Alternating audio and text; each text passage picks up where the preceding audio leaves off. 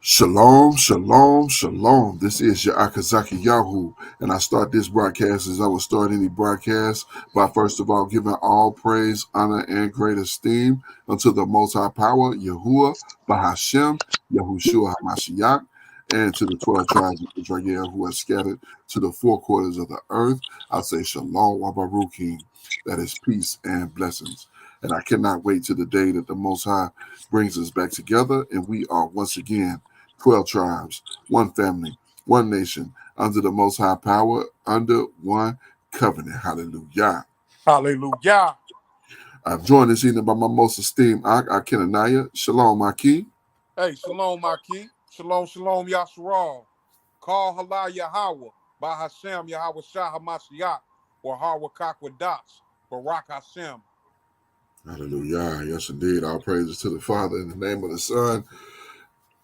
And hallelujah again to the the Spirit of the Father. Yes, indeed. That's right. That's right. Hallelujah. Yes, indeed. So we are back again this Yom Shishi evening and back to get into the word of the Most High once again, the book of Ezekiel. Ezekiel. How we say that? It was Yeah. Yehezqėl.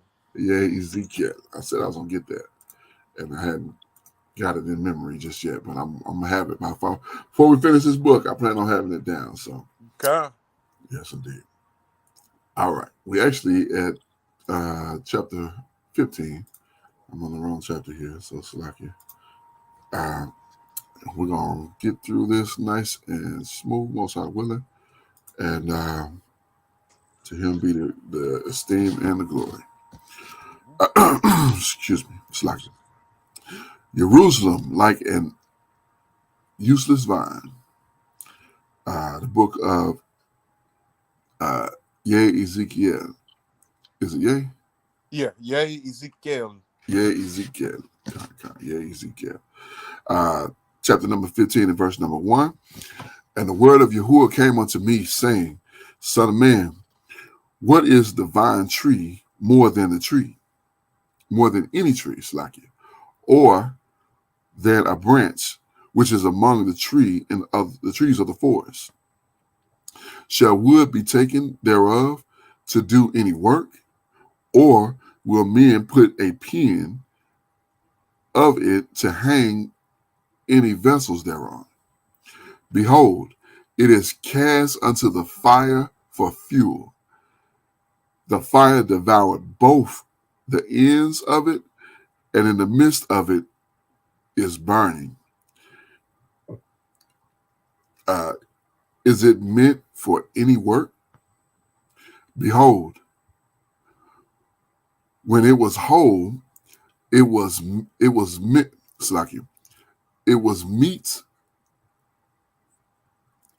Let me start that over. Behold, when it was whole, it was meat for no work. How much less shall it be meat yet for any work, when the fire had devoured it, and it is burned? Therefore, thus saith Yahuwah, Yahuwah power, as the vine tree among the trees of the forest, which I have given to the fire for fuel, so will I give the inhabitants of Jerusalem. And I will set my face against them, and they shall go out from one fire, and another fire shall devour them. And you shall know I am Yahuwah when I set my face against them. And I will make the land desolate, because they have committed a trespass, saith the Master Yahuwah.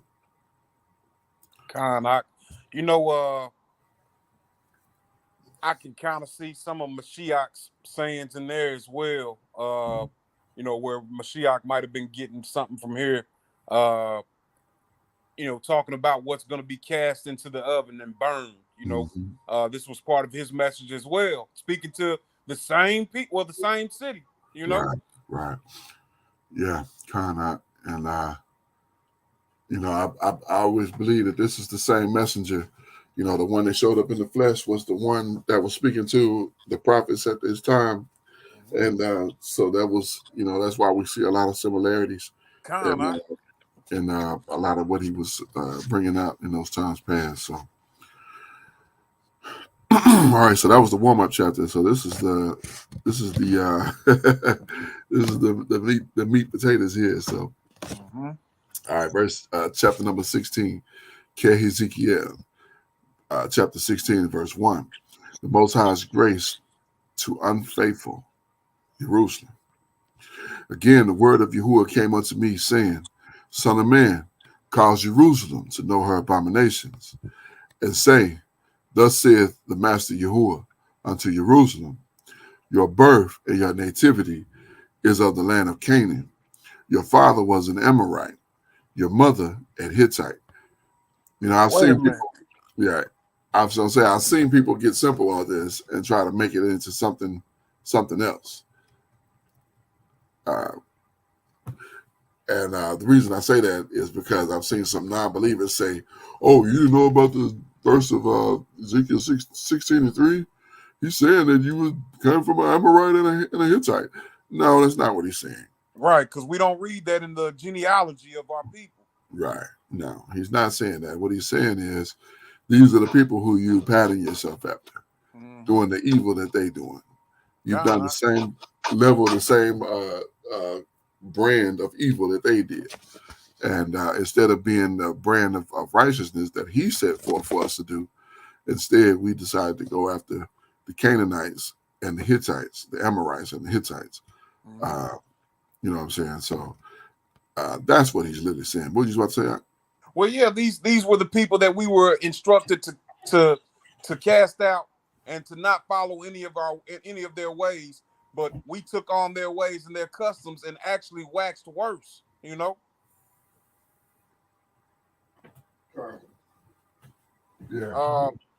Yeah, but I appreciate you clearing that up, because like when I hear it, you know what I mean, it just kind of surprised me, because I know I've read this book before, but I didn't remember coming across that. But that makes perfect sense, taking on this customs of the world, Exactly. But for the people who don't know, you try to pick up the book and pull something out of it and don't know nothing. You know what I'm saying? Haven't gone through it, and not familiar with the Table of Nations, not familiar with Leviticus, not Leviticus, with Bereshit chapter 11. To build up to Abraham, to Father Abraham. It's easy to pull this and go, oh, see, y'all not even Shemitic. Y'all come from Canaan. Y'all come no. So anyway, it's funny when you think about it like that. But verse 4. And as for your nativity, in the day when you were born, your neighbor was not cut, neither were you washed with water to supply I can't even say that, supple, to supple you. You was not salted at all, nor swallowed at all. So is he literally saying here that Israel as a nation was born as a baby and we weren't taken care of as a baby? No, he's not saying that. He's saying this is an allegory, and he's making an illustration about how we have our coming along as a nation, and what's gotten us to this place where basically we're dealing with a Babylonian captivity, and much like we are right here, right now. Indeed, a Babylonian captivity. So, verse 5. None I pitied you to do any of these unto you, to have compassion on you, but you were cast into the open field to a loathing of your person in the day that you were born. And when I passed by you, I saw you polluted in your own blood, and said unto you, when you was in your blood, live you. And I said unto you, when you was in your blood, live. So again, this is a great allegory. This is a great illustration that the power is using, that the power is given to this prophet, and it's supposed to have a to move the heart strings of a person. When you read it like this is it's really poetic, Mm-hmm. truthfully, the way he laid it out and the way it was given, and it's really beautiful. You know, that's as I read thus far. I know I'm not as fluid as I would like to be, but I hope that people are getting it and understanding exactly what's being brought out here. Verse 7. And I have caused you to multiply as the bud of the field, and you have increased and waxen great, and you are come to excellent ornaments. You are come to excellent ornaments. Your breasts are fashioned, and your hair is grown, whereas you were naked and bare. Like you went from having nothing, like I done hooked you up and got you together. You looking good. Verse 8. Now when I passed by you, I looked upon you, behold, your time was the time of love, and I spread my skirt over you and covered your nakedness. Yea, I swear unto you to enter into a covenant with you, saith Adonai Yahuwah, and you became mine. So he's talking about what exactly? He's talking about on the mount. You know, when he came down and showed his power, and we entered into the covenant. And back in Exodus 20, when we entered into the covenant and accepted the agreement, which we cannot get out of, Right. and shouldn't want to, but that's how we dealing with these curses right here now. Verse 9. And when I wash you with water, yea, I thoroughly washed away the blood from you, and anointed you with oil. I clothed you also with bordered work, with broadered work, and shod you with badger skin, and girded you with fine linen, and covered you with silk. I think this is the first time we see silk in here. That badger skin always throws me off because you think of a badger as an unclean animal, but that's never what it is. Akash. Takash. Yeah, Yeah. Now, wasn't the utensils of the tabernacle were covered with badger skins, I believe. Yeah, they said badger skins, but it's a kind of leather Mm-hmm. or animal hide. It's not a badger, unclean animal. It's probably, it says perhaps a badger, or I don't think that's it's even saying a dolphin. Get out of here. No way. No, that's not. A sheep I can see, or something now extinct. I'm thinking it was probably more like a sheep or a goat, something that's clean. Because I think even why would he have us dealing with unclean things and then cover the tabernacle with it? Why would he tell you it's unclean, but cover the tabernacle with it? Because I'm not certain, not because Yehukanan, his garments were made from an unclean animal. yeah, he said camel skin, and I wonder how much validity that really had. Yeah, you might be right. Like they might have said camel, although camel would have been a pretty familiar animal in the land of Yeah, in that area, definitely. So this is the word for that silk, and I was just interested in that. Milchi, costly material for garment, perhaps silk. So saying a costly material, it could have been even linen, but just real fine linen, yeah. So I wonder if silk would silk even be something that we would deal with, since it comes from a spider. But I don't know, all things being what it is. So let's continue. Verse 11. He says, I decked you also with ornaments and put bracelets upon your hand and a chain on your neck. And I put jewels, and I put a jewel in your forehead and earrings in your ears and a beautiful crown upon your head. You was decked with gold and silver, and your raiment was of fine linen and silk and broidered works. You did eat fine flour and honey and oil, and was exceedingly beautiful, and did prosper unto a kingdom.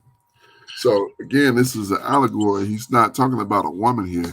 He's talking about a people and how he's the power of that people and have brought them from nothing all the way to where we were. But instead of us being appreciative and giving him all the esteem, we would choose to do other things. So let us continue here. Verse 14. And your renown went forth among the heathen for your beauty, for it was perfect through my comeliness, which I had put up on you, saith Adonai Yahuwah. But you did trust in your own beauty and played the harlot because of your renown, and poured out fornication on everyone that passed by. His it was. That is such a slap in the face, which is well deserved. But I was trying to think of this verse the other day. I was going to post it, and I couldn't remember where it was. And here we are reading it. All Most praise. Most High is amazing. Indeed, All praises indeed. I was literally trying to remember this verse. I was like, yours it was. Whoever wanted it, you gave it to him. And I couldn't find it, but here it is, 16 and 15. My goodness. Praise to the Father. Okay, con. But yeah, so, were we actually acting as a prostitute? No. What we were doing is we were giving our worship, our time, our effort, and our energy to these idols. That's right. Whatever idol came about, we was willing to deal with, as opposed to dealing with our power. That's the allegory that he's making here. So, good point. For the simple, for the simple, who will say, "Oh, you prostituting yourself," they say stuff like that, and I get it. If you don't know, you should just say, "I don't know," instead of trying to draw a conclusion on something that you don't know anything about. So, I'll give you another analogy, because we kind of still see this almost in play today. And what I'm referencing now, a lot of the leaders in the Kebulon, the real name for the continent Africa, Kebulon, meaning the Garden of Eden. okay. A lot of times the people will say that their leaders are whoring themselves out to the Europeans with the resources. Right. They're not physically, sleeping with these people, but spiritually and what is it? Metaphorically? Yeah, metaphorically, yes, indeed. Yeah. Because they'll take the money that they're offering and they'll destroy their own people, or they'll give away their resources for a little bit of money so they can have a house and something fancy or something what they would consider nice. But you destroy your own people to do this. You know what I'm saying? Instead of putting your people in a position to win, instead you taking for yourself. So that's effectively what whoredom is. In exchange for $40, $50 or $75 or $100, however much it is not enough. Especially if you're a daughter of Zion, you would lay with a man and do things that you only meant to do with your husband. And that's the comparison that he's making right here in this allegory here. And that's what makes it so poetic and so ingenious and beautiful. Continuing here, verse 15. but you did trust in your own beauty. It's like I just read that one. 16. Oh, I can read that one again. Matter of fact, let me read that one again. But you did trust in your own beauty and played the harlot because of your renown, and poured out your fornications on every one that passed by. His it was. He said you was just out just giving it over to whoever wanted it. Mm-hmm. Like you would give your attention to whatever idol they presented to you. They didn't have to do anything for you as I had done for you. You was out there worshiping and keeping their feast and burning incense to them and giving them praise. And they've done nothing for you. I've done everything for you, and you go off and do this to me effectively. So, verse 16. Man, this is powerful. And any of your garments you didn't take, and deck your high places with diverse colors, and played the harlot thereupon. And like things shall not come, neither shall it be so. So, I mean, just reiterating. And I feel Abba's frustration there. If you ever had a woman, I think all of us have. You ever had a woman who just could not sit down and be still? She was always off doing something. You try to call her, you try to text her, you try to page her, whatever the case, and it's always a gap from the time you sent her something to the time you got something back. And you was always like, this woman is up to no good. She was. And that's exactly what we was doing. We was up to no good. And it's a horrible feeling. So I feel the Abba where he's giving this allegory. And it's so frustrating because in your heart you go, I just want what's good. And in reality, this woman don't care what you want. She want to do what she want to do. And that's how Israel was. Is, not past tense, current tense. So, but we coming back. Some of us coming back. All praises to the Father. Hallelujah. Hallelujah. Yes, indeed. Verse 17. You had also taken your fair jewels of my gold and of my silver, which I had given you, and made for yourself images of men, and did commit whoredom with them. Mm-hmm. So not only are you out here doing this foolery, but you taking the stuff that I didn't put in your hand, and now you're using that to do that's betrayal. Mm-hmm. You know what I'm saying? So that's so far into disrespect. You betraying me. It's one thing to go off and do your own thing, but now we dealing with betrayal. Go ahead. Shemot chapter 20 verse 2. You shall not make any graven images of yourselves. Actually, it might be verse 3, but this is in the law. This is in the Torah. So they've broken Torah is what they've done. Continuously. Continuously, and this is a heavy weight for the Abba because it makes him so angry. He really wants to destroy us, but he wants to keep his promise at the same time. So he's kind of vexed because I want to smack you, and his smack would kill us. You know what I'm saying? His smack would destroy us. It's gone.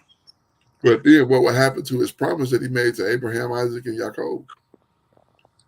You know what I'm saying? So yeah, he in a rock and a hard place. Yeah, and because he loves his people, right? He loves his people. But this is it's almost sounds like he's heard about it. Oh, definitely. And this goes hand in hand with what we read in the last few chapters of Kings, Second Kings, and the last few chapters of Second Chronicles.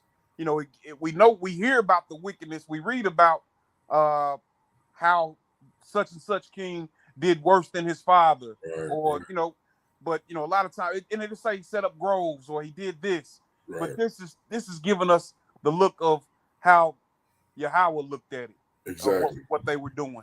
Exactly how he saw it. Exactly. That's a great point, because this is exactly what he's bringing out here through his prophet Yehezqėl.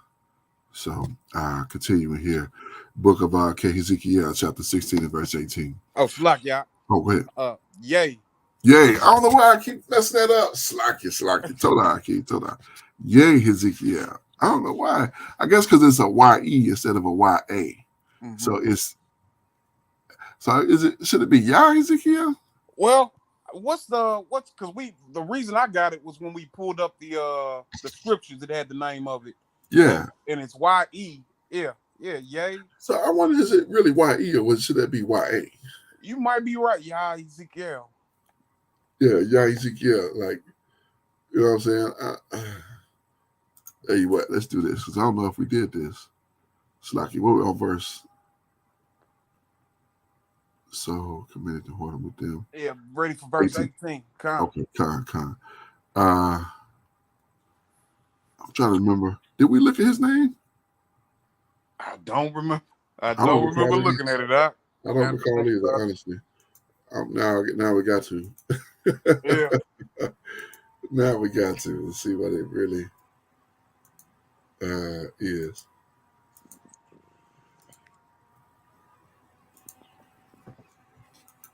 I remember pointing out how it started off so different than any other book that we had read. And oh, here it is.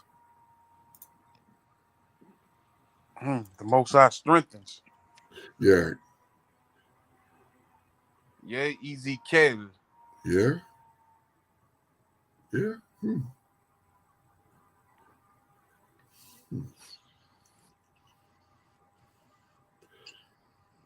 Well, okay. All right. Maybe I'm no. So maybe it is supposed to be E instead of A. Okay. Oh, continue here.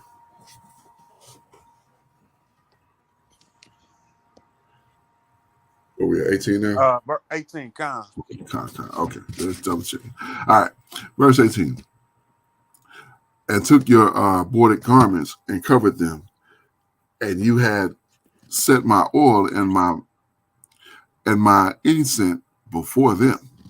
So he's saying you done took my stuff and you done set my oil and my incense before these idols who have done nothing for you, yet I did everything for you. Verse 19. My meat also, which I gave you, fine flour and oil and honey, wherewith I fed you, you have set before them for a sweet savor. And thus it was, saith Adonai Yahuwah. Moreover, you have taken your sons and your daughters, whom you have born unto me, and these have you sacrificed unto them to be devoured. Is this of your whoredom a small matter? Is this a small thing? Not at all. You took the stuff. I feel up on this one, man. This is hitting home with me. You know what I'm saying? This is like the conversation you get from your father before he chastises you, before he beats your butt. Yeah. You know what I mean? On that long ride home, he's talking to you and telling you why you getting ready to get it. Why I'm about to crack your head. Yeah. God, 100%. You just thinking about the pain, but what you should be thinking about is, man, Daddy, right? Yeah, I'd have really messed up. Yeah, I'd have really messed up. You know, I wasn't even thinking, and this is why I got to crack your head open, because I got to rearrange your brain. Verse 21. And you have slain my children and delivered them to cause them to pass through the fire for them. And in all your abominations and your whoredom, you have not remembered the days of your youth, when you was naked and bare, and was polluted in your blood. And it came to pass after all your wickedness, destruction unto you, saith Adonai Yahuwah, that you had also built unto you an eminent place, Todaki, and have made you a high place in every street. Like, that's the part I can't. The every is the part that just makes me like, what? Yeah. Like they just like this place today. Yeah, kind of. I remember you said that last week. You know, you go a block and you see one of these sanctuaries. Well, I can't even call it a sanctuary. I call it a building built upon unrighteousness. Right. You know. Yeah, but you know, and not to take away from from us here, from this society here, but you know, it's thought that these are good places, that these are really, you know what I'm saying, but they don't deal with the truth. But I'm sure that they were in the same position at that time. Mm-hmm. You know what I'm saying? But they had Abba though, so I don't understand. I really don't understand what the thinking was. Like, nobody said, "Are y'all crazy? Y'all can't do that. I'm gonna kill us. He'll kill us all." God. You know. But continuing, that's a weekly discussion that we have. So, verse 25: You have built your high place on. It's like you have built your high place at every head of the way, and have made your beauty to be abhorred, and have opened your feet to every one that passed by, and multiplied your whoredoms. So he said, you open your feet. I don't think it could be said any better than that. You know what I'm saying? Like, without being raunchy, he done really drew just a perfect picture. Hey, I've never thought about that. This is detailing, you know, not trying to be crass, but this is you know, a woman opening up her legs. You know.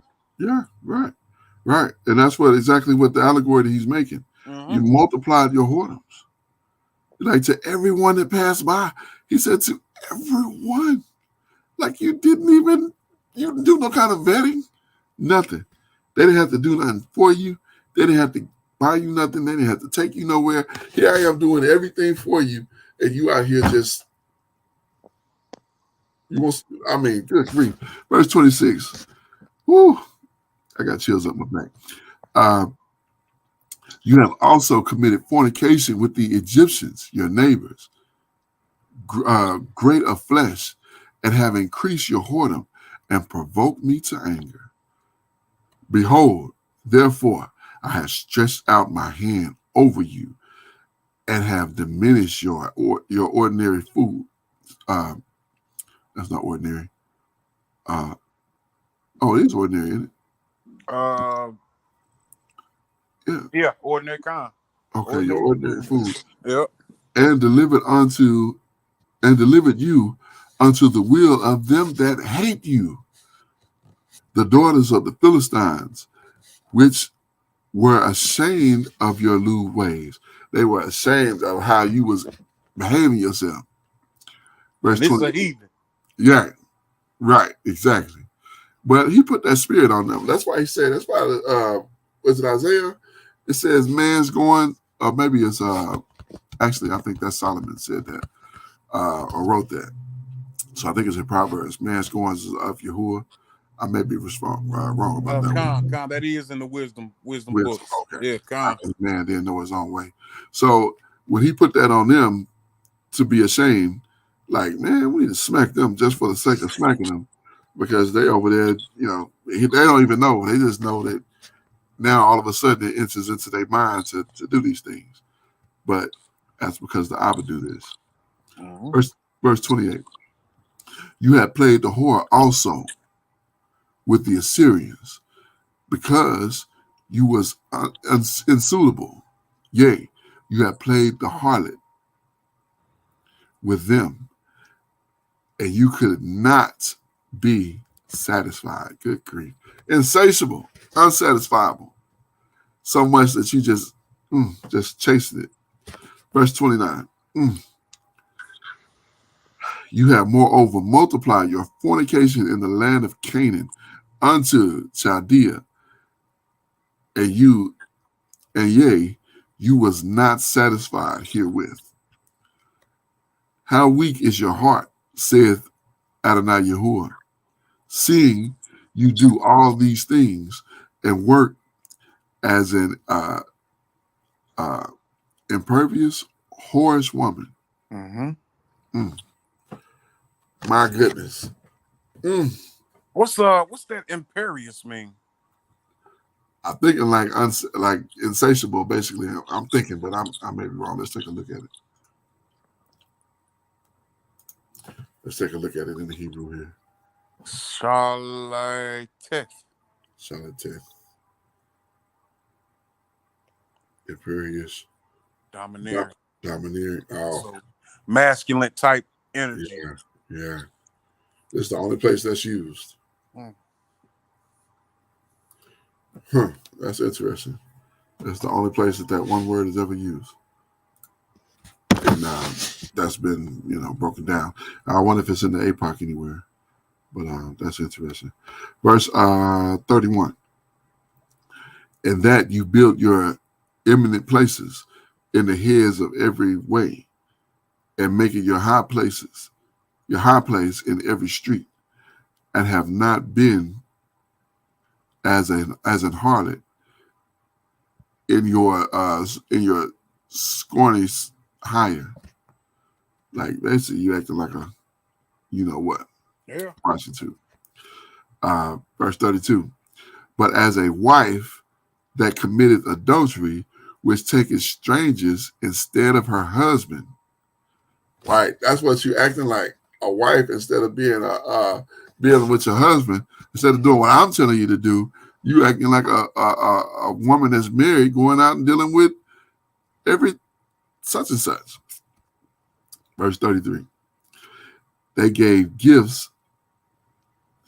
It's like they gave gifts to all whores, but you give us your gifts to all your lovers. Like they bring them gifts. You don't even get gifts. You give gifts. Mm-hmm. And hire them that they might come unto you on every side for your whoredom. Like you literally, instead of you being, oh goodness, this is unreal. But Go ahead, Doc.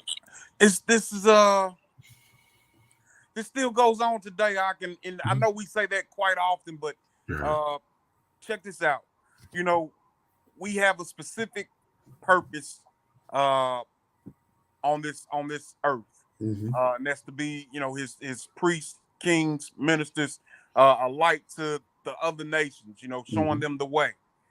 Now, we fall short with that, you know what I mean? And you turn on social media or entertainment, music industry, and we are leading the masses with our filthiness and the wickedness. To where, we talked about this before we got on the call, like, trend setting. We have become trendsetters of wickedness. Wickedness, of evil. If it's messed up, we the face of it. It can. And it should be the opposite. But it's always that way. Homosexuality, some black dude. You know what I'm saying? Dressed like a woman. Yeah, come. You see him on the AIDS, medicine for AIDS. Two brothers on there kissing. Right. One brother got a beard down to his navel. Yeah, I've seen that mess. Like, oh my goodness. Yeah, absolutely. 100%. Who's known for all of these negative circumstances. baby mamas, baby Yeah. daddies, single parent households. You remember seeing these ads? They were running ads a while back, and it showed families until it got to the black house. The black house was a woman and children. Wasn't no father in the picture. The other ads had man, woman, couple children, maybe 3 children. Uh, Other nations, man and a woman, 1 baby. Get to the black family, woman, 2 children. Yeah. And I hope, whoever might hear this doesn't come away from this thinking, oh, these brothers are bashing their own people. No, No, man, it's not what it is, man. We're it's the trying to reality. identify the issue and Right. rise up from it. Absolutely. Absolutely. And it's the reality that we're dealing with. You got to identify the problem to Right. understand what you need to deal with.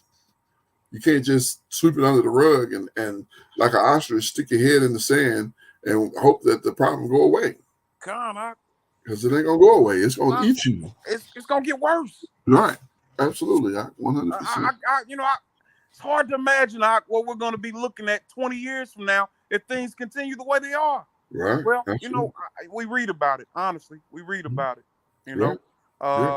Perilous times and men being lover of themselves, wickedness at an all-time high. We read that in the scripture. So, Yeah. Right. Kind. Yeah. Sadly, it's very sad. Continuing here, the book of Ezekiel, chapter number 16 and verse number 34.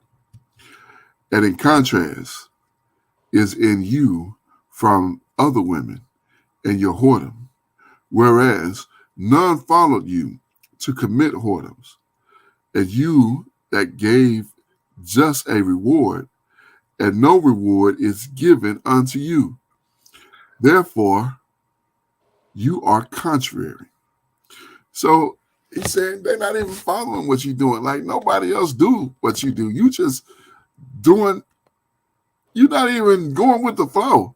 Instead of you out there making money, you out there giving money. Hey, come deal with me. I'll pay you. Okay. Right. Like what? What? And like the other prostitutes out there, like, what's she doing? Right. She's giving her money away. She just giving it up. Like she double losing. Not only she whoring herself out, but she getting nothing for it. Right. Like, what is this? Like, wow. This is that's what I said. This I didn't realize this chapter was like this. But man, this is deep. This is deep, Art. Okay. Verse 35. Wherefore, a harlot, hear the words of Yahuwah. Thus saith the master Yahuwah, because of your filthiness was poured out, and your nakedness discovered through your whoredom with your lovers, and all the idols of your abomination, and by the blood of your children, which you did give unto them. Behold, therefore I will gather all your lovers, with whom you have taken pleasure, and all them that you have loved, with all them that you have hated. I will even gather them round about against you, and will discover your nakedness unto them, and they may see all your nakedness. Like I'm gonna put you out. I'm gonna show you. I'm gonna put all of your business in the street, and everybody's gonna know all your business. You're not gonna have no privacy. It's gonna be all your shame is gonna be known everywhere. And what happened? Our people stacked on ships with. Did we even have a cloth to cover ourselves? Probably not. They probably was the only thing we probably was wearing was chains. Truthfully. Verse 38. And I will judge you as women that breaketh wedlock and shed blood are judged. And I will give you blood in fury and jealousy. and I will also give you unto their hands, and they shall throw down your eminent place and break down your high places, and shall strip you also of your clothes, and take away your fair jewels, and leave you naked and bare. And they shall bring up a company against you, and they shall stone you with stones, and thrust you with their swords. And thrust you with their swords. So he bringing up our enemies against us to destroy us because of what? All of this wickedness that we've done. This, you know, when he lays it out like this, you can't even feel bad for Israel for all of this stuff happening, because he done told you why he doing everything. Because you did this, therefore, this is what you get in return. God. Verse 41. And they shall burn your houses with fire, and execute judgments upon you in the sight of many women. And I will cause you to cease from playing the harlot, and you shall give no hire any more. So will I make my fury towards you to rest, and my jealousy shall depart from you, and I will be quiet and will be no more angry. Like, I'm gonna pour it all out on you, so you're not gonna have to deal with it anymore. I'm gonna give it all out. So I'm not going. I'm gonna give you so much. I'm not going to be mad about it no more. Like, bro, you don't want to get to that point. God. That's the wrong place to be. Verse 43. Because you have not remembered the days of your youth, and have fret me in all these things. Behold, therefore I will recompense your way upon your head, saith Adonai Yahuwah, and shall not commit these lewdness above all your abominations. Slaki, and you shall not commit this lewdness above all your abominations. Behold, every one that useth proverbs shall use this proverb against you, saying, as is the mother, so is her daughter. You are your mother's daughter, that loatheth her husband and her children, and you are the sister of your sisters, which loatheth her husband and their children. Slaki, would loathe their husbands and their children. Your mother was an Hittite, and your father an Amorite. Your elder sister is Samaria, she and her daughters that dwell at the left hand. Your younger sister that dwell at the right hand is Sodom and her daughters. So he calling out all of these places to the remembrance. Like, you got this knowledge of this history. Understand that these are the people that you've been patterning yourself after. These are the people who you stemming yourself from, and these are the evils in which you have continued to multiply yourself. God. I don't know how. Oh, go ahead. Well, I was just what I thought about that second time that we read about the Amorite. Remember that we didn't enter the land until the abomination of the Amorite was fulfilled, or the wickedness Right. of wasn't that what it was, or something like that? Okay. So Full, yeah. That's just what I was thinking about, like when we were speaking about this Amorite. The okay. Yeah. I don't know how Yehezqٰēl didn't come in here, Yehezqٰēl didn't come in here and lay this out, and they weren't cut to the core. You know what I'm saying? Like, man, you right. He right. I'll be right. Of course he's right. Of course he's right, because he's just and he's perfect.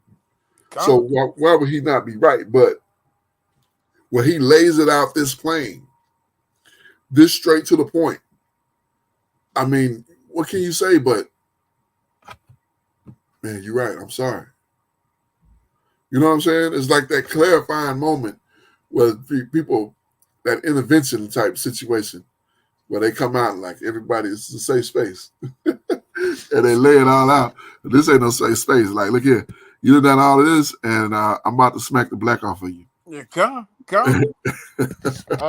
Once that word goes forth, Right. it's not gonna come back void. I'm thinking, I'm reading this stuff, and I'm like, man, is it a way for them to repent and Right. come back? I mean, and we already know the way that this played out, but Right. the answer would be no.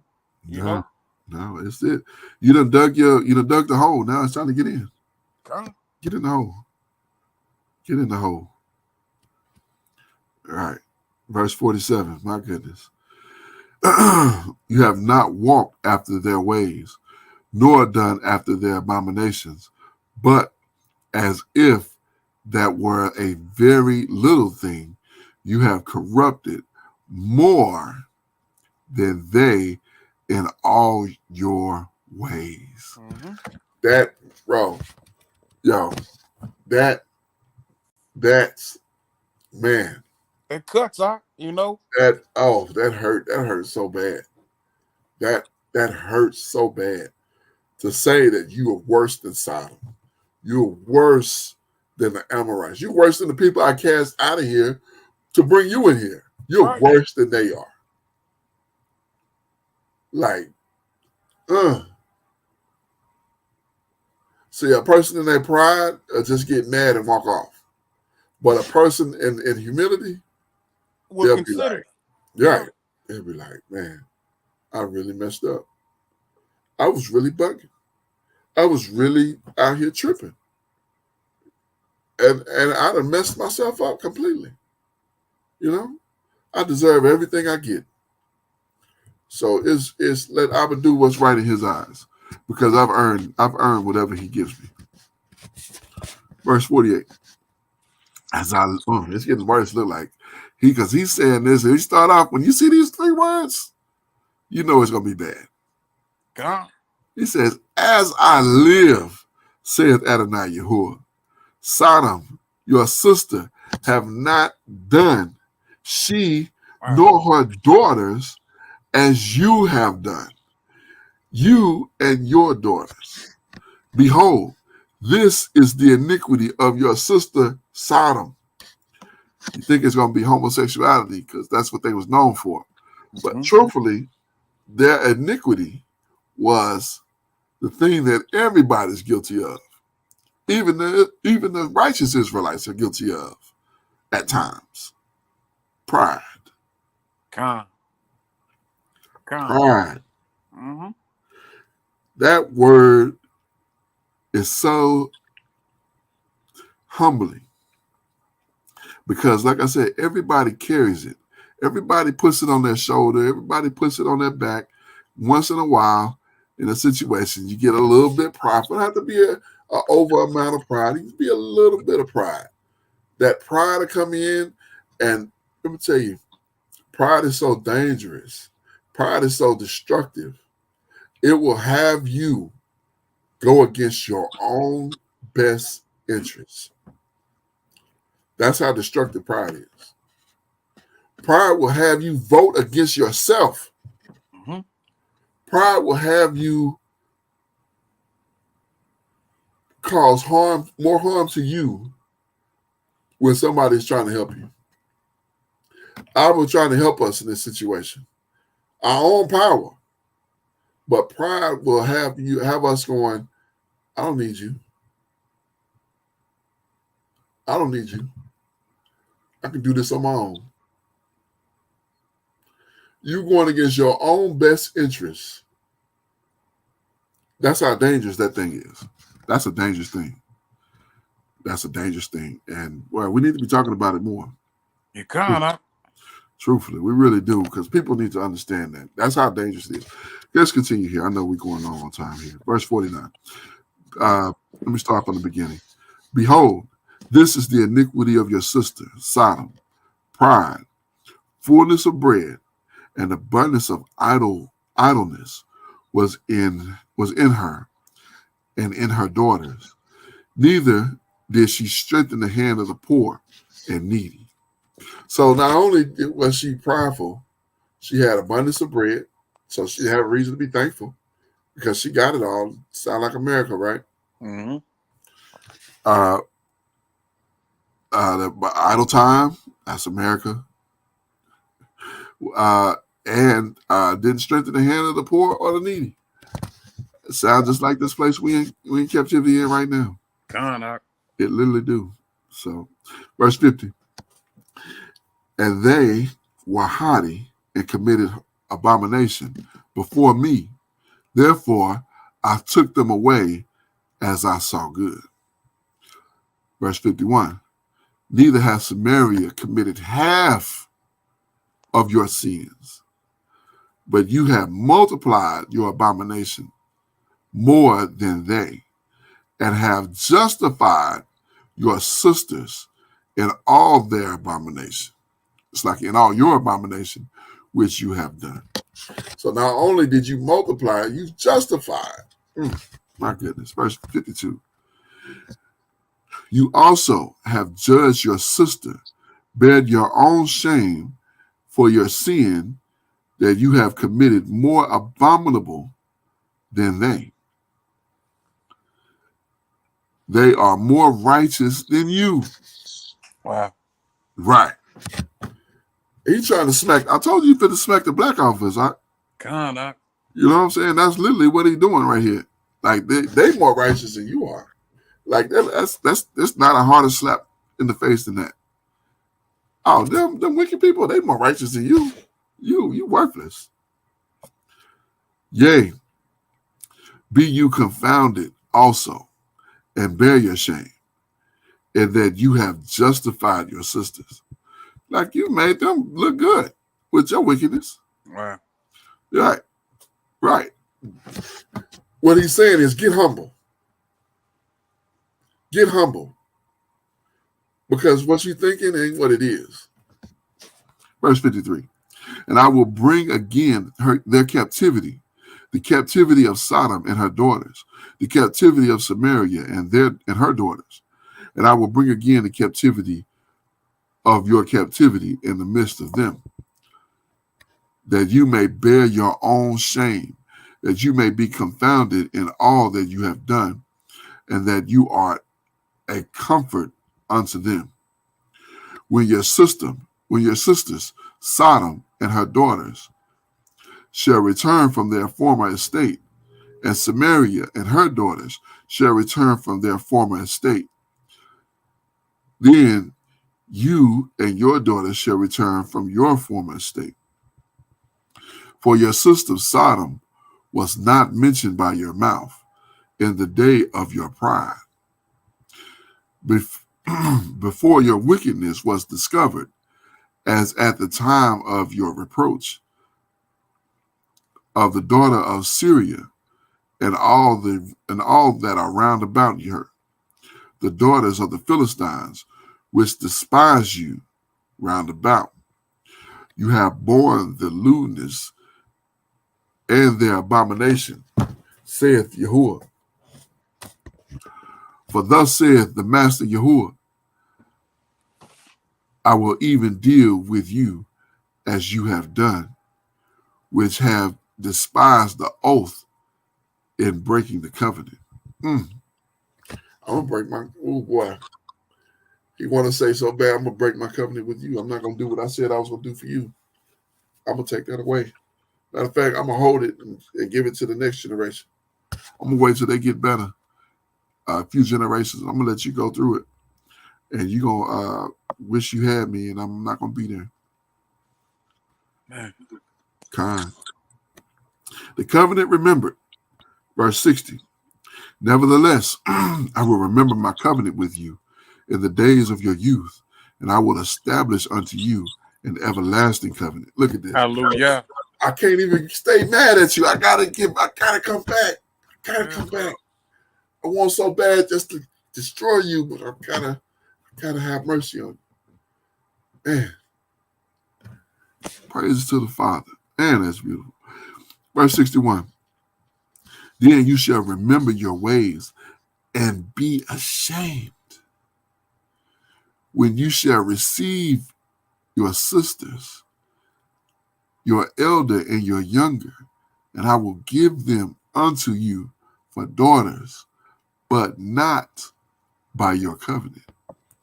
And I will establish my covenant with you, and you shall know I am Yahuwah, that you may remember and be confounded and never open your mouth anymore because of your shame, when I am pacified towards you for all that you have done, saith the Master Yahuwah.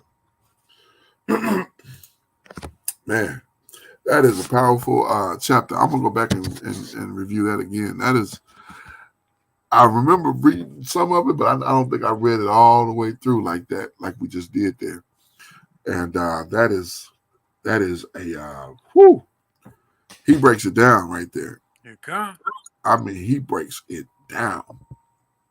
All right, continuing here. I know let's see where we at on time.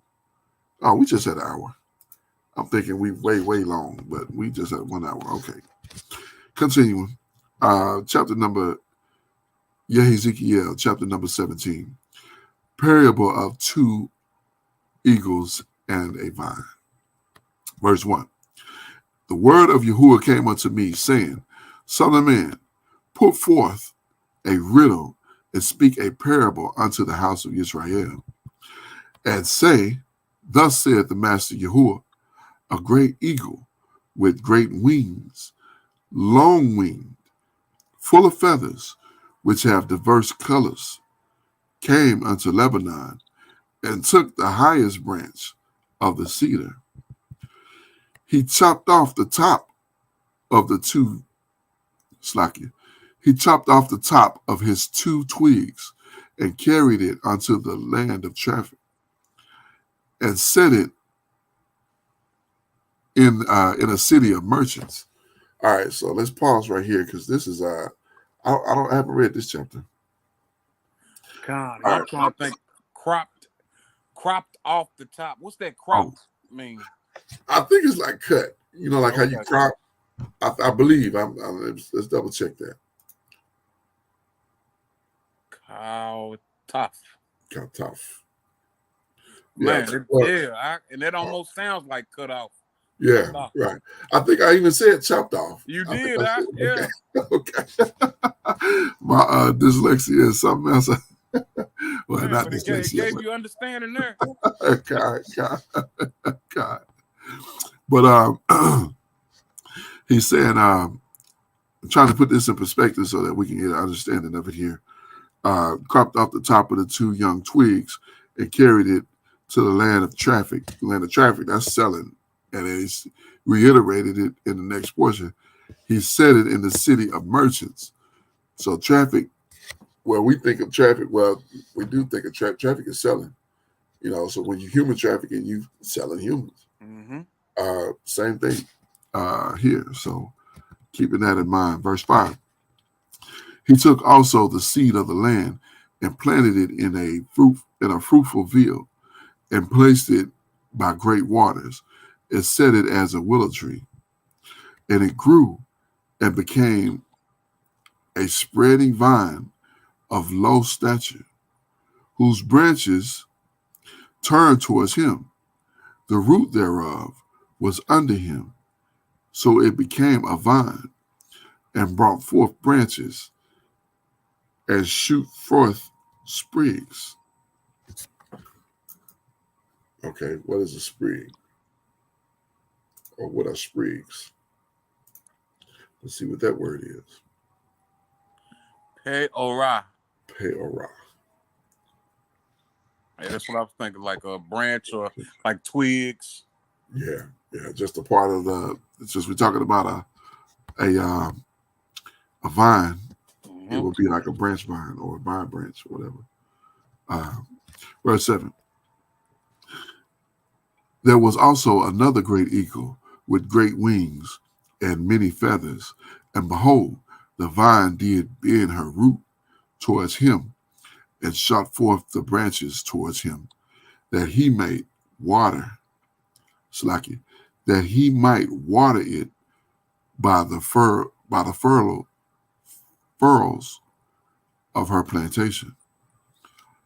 It was planted in good soil by great waters, that it might bring forth branches, and that it might bear fruit, that it might be a goodly vine.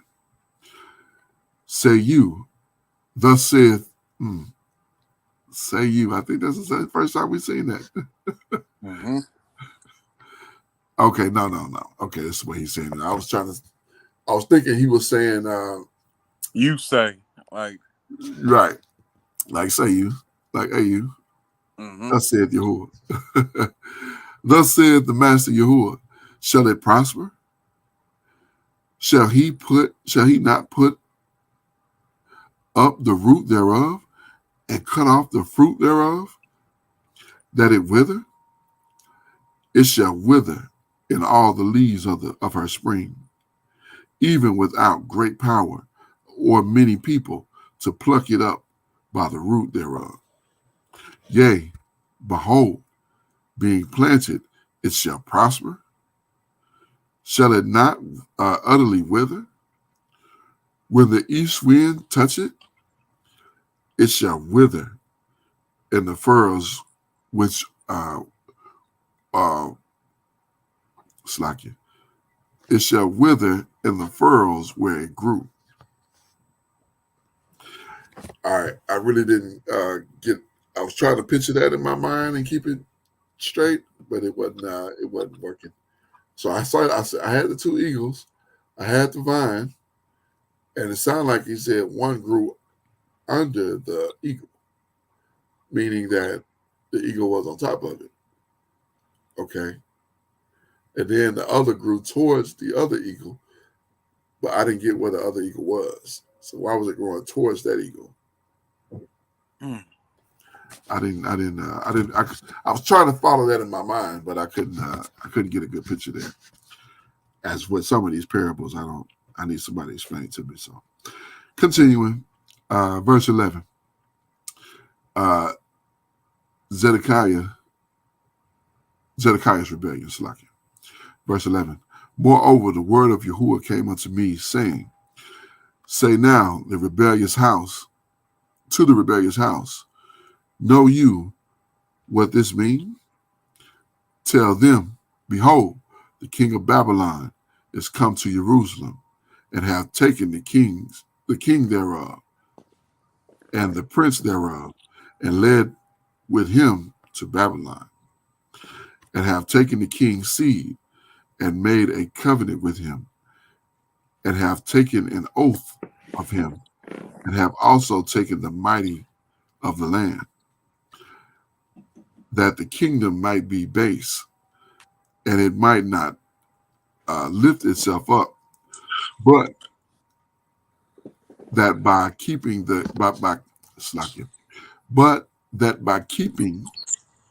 of his covenant it might stand. But he rebelled against him in sending his ambassadors unto Mizraim, that they might give him horses and much people. Shall he prosper? Shall he escape that doeth such things? Or shall he break the covenant and be delivered? Well, when we read that headline, Zedekiah, in my mind, I'm thinking that this was the last king of Yasharal, but in fact, he wasn't the king. He was set up by the evil king of Babylon to be like a governor. Right. But we know that Yirmiyahu went to him and told him, don't put your faith in Mizraim. Right. Be a servant unto the king of Babylon, and Right. the Most High will not drive you from the land. But he didn't listen. Right. You know what I think? You know what I put that into modern terms on? What's that?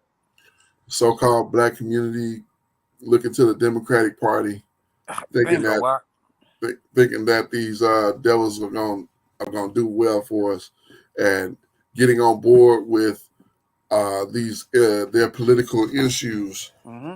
and going against what's morally right to further a agenda by these heathen devils. Yeah, or anytime we put our trust in any man, whether it be a police officer, whether it be a mayor, this is equivalent. Our power comes from the Most High. Kind. And we tend to forget that. We tend to forsake that. And that's what he's reiterating with us in these last chapter and this chapter so far, giving us this parable so that we can understand these things. Oh, praises to the Father. If we leave we read 16, so we read 15, so we're at 16. All right, verse 16. As I live, saith Adonai Yahuwah, surely in the place where the king dwelled, that made him king. Hold on, let me see. Surely in the place where the king dwelt, that made him king, whose oath he despised, and whose covenant he break. Okay. Even with go ahead. Well, not Salaki. I'm gonna let you finish that. Oh, okay. Whose covenant he break, even with him in the midst of Babylon, he shall die. God, so I was wrong with what I just said, saying that Zedekiah wasn't a king. Here it is calling him a king. Oh, yeah. So okay. So who was that one that Pharaoh set up? As I remember, I was reading that in Yirmiyahu. Well, the king of Babylon set up Zedekiah, which was Jehoiakim's uncle. Okay. It was his uncle, but I didn't remember him saying. Maybe it did say that it set him up as king. I thought it set him up as like a governor or something like that. But at any rate, with him still being, being a king, our people are being corrected at this time. You know what I mean? Yeah. So it's almost like we're still in captivity. Oh, definitely. Yeah, I remember us reading that when we was reading that. I remember us going over that. When he established a governor, and I don't recall his name, but if I think it was Zedekiah, I thought it was. I believe it was Zedekiah. We could check into it though. Yeah, we'll look back at that later on. So, all right, continuing here, verse 17. Neither shall, and I said Pharaoh, I meant the king of Babylon, wicked king of Babylon. So, verse 17. Neither shall Pharaoh with his mighty army and great company make for him in the war by casting up mounts and building forts to cut off many persons. So, I mean, again, putting that trust in Mizraim, the same warning that we have been getting since he took us out. Because the first thing we said was we should go back to Mizraim. It was better in Mizraim. Now you brought us out here to kill us with hunger and thirst. At least there we had a place to bury our dead. You know what I'm saying? And here it is, all these generations later, and they still looking to Mizraim trying to find help. I just read that earlier today as well. Bamidbar, chapter 11. Yep. Yes, indeed, Akeem. Verse 18. Seeing he despised the earth, seeing he despised the oath by breaking the covenant, when, lo, he have given his hand and have done all these things, he shall not escape. Man, you don't want the power of Israel coming at your neck, because when he make a decree against you, that's it. That is it. You do not want him to say, I do not want him to say, because Ezekiel have did X, Y, and Z, therefore, man, I don't want that at all. I'm not laughing at it. Right. I'm not laughing because it's funny. I'm laughing because it's scary. Yeah, That's literally indeed. why I'm that's that scary laugh, like nervous laugh, like yeah, yeah. All right, verse 19. Therefore, thus saith Adonai Yahuwah, as I live, surely my oath that I have despised, Slakia, that he have despised, and my covenant that he have broken, even it shall be recompense upon his own head. And I will spread my net upon him, and he shall be taken in my snare, and I will bring him to Babylon, and will plead with him there for his trespass that he hath trespassed against me, and all his fugitives with all his bands shall fall by the sword, and they that remain shall be scattered towards all the winds. And you shall know that I, Yahuwah, have spoken it. Man, Abba Yah, please please don't let me get to that point. Don't let me go off to the place where you just ready for my head. Verse 22. Thus saith Adonai Yahuwah, I will also take of the highest branch of the high cedar, and will set it, and will chop off from the top of his young twigs a tender one, and will plant it upon a high mountain and imminent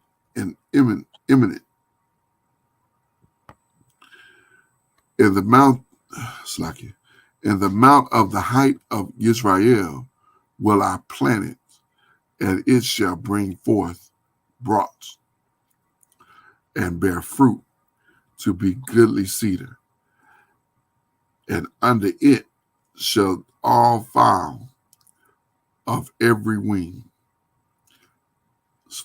I think I misread that. And under it shall dwell. Okay, that's what I missed. And under it shall dwell all fowl of every wing. In the shadow of the branches thereof shall they dwell. And all the trees of the field shall know that I, Yahuwah, have brought down the high tree, have exalted the low tree, and dried up the green tree, and have made the dry tree to flourish. I, Yahuwah, have spoken and have done it. All praises to the Father. Hallelujah. Man, Abba will do whatever he see fit. And ain't nothing you can do about it. God. I mean, it's it's righteous judgment, It's righteous, absolutely. Absolutely. When he say, I'm gonna give you back what you gave, you're like, that's not fair. You're like, yeah, it is. It is because I say it is. God. And what are you gonna argue? He can shut your mouth. Stick your tongue to the roof of your mouth. All right, continuing here, chapter 18, the book of Yehezqėl.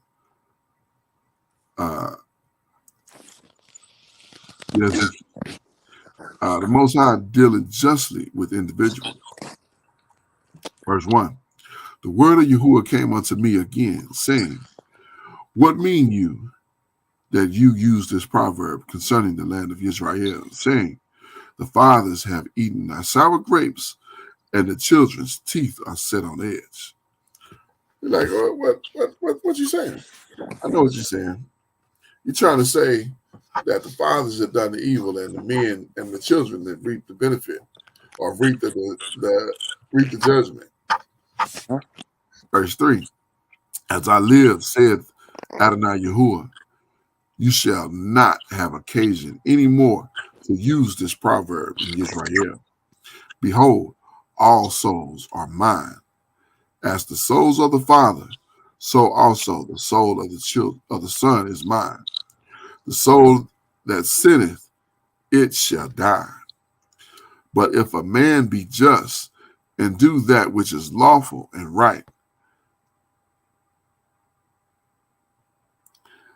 and have not eaten upon the mountains, neither have lifted up the eyes to idols of the house of Israel, neither have defiled his neighbor's wife, neither have come near a mistress woman.